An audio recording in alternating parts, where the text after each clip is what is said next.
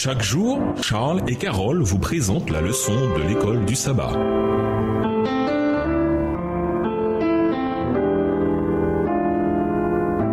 Bienvenue dans votre émission Dieu nous parle. Nous voilà à la leçon de vendredi. Pour aller plus loin, il n'y a ni sûreté, ni repos, ni justification dans la transgression de la loi. Aucun homme ne peut espérer être trouvé innocent devant Dieu, en paix avec lui par les mérites du Christ, aussi longtemps qu'il persiste à pécher. Le désir de Paul était que ses frères puissent voir la grande gloire d'un Sauveur pardonnant le péché qui donnait toute sa signification à l'économie juive tout entière. Il désirait aussi qu'il leur fût donné de comprendre qu'en venant au monde pour mourir en sacrifice au profit de l'homme, le Christ avait fait que le type rencontrait son antitype. La loi cérémonielle a perdu sa force lorsque le Christ est mort sur la croix en guise de sacrifice pour le péché. Elle était néanmoins en rapport avec la loi morale, ce qui la rendait glorieuse. Le tout portait l'empreinte de la divinité et exprimait la sainteté, la justice de Dieu. Et si le ministre d'une dispensation qui allait être abolie était glorieux, combien plus glorieuse est la réalité quand le Christ a été révélé, communiquant à tous les croyants son esprit vivifiant et sanctifiant. À méditer.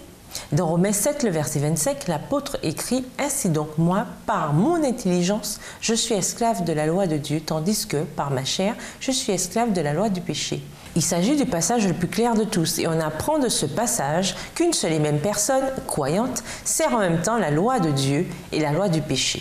Il est en même temps justifié tout en étant pécheur.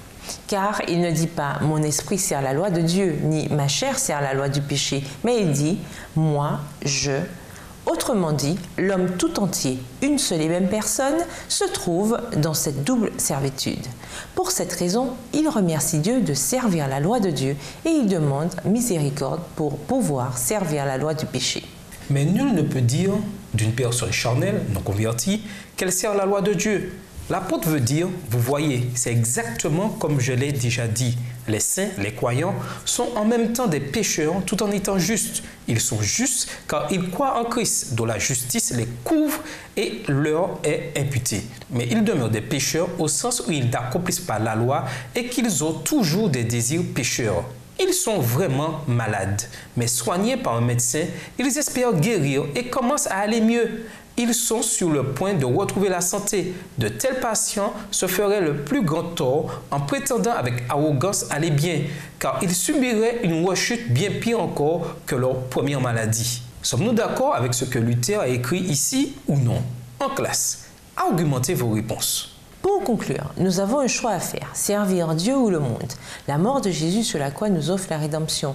Dieu nous présente le don de la justice et une vie centrée sur la grâce. Paul choisit de consacrer son temps au partage de ce message d'espérance. Nous ne sommes plus condamnés par la loi, mais nous sommes plutôt sanctifiés par la victoire acquise sur la croix. Aujourd'hui, nous pouvons vivre notre vie en tant que champions, sachant que le Christ a gagné notre éternité.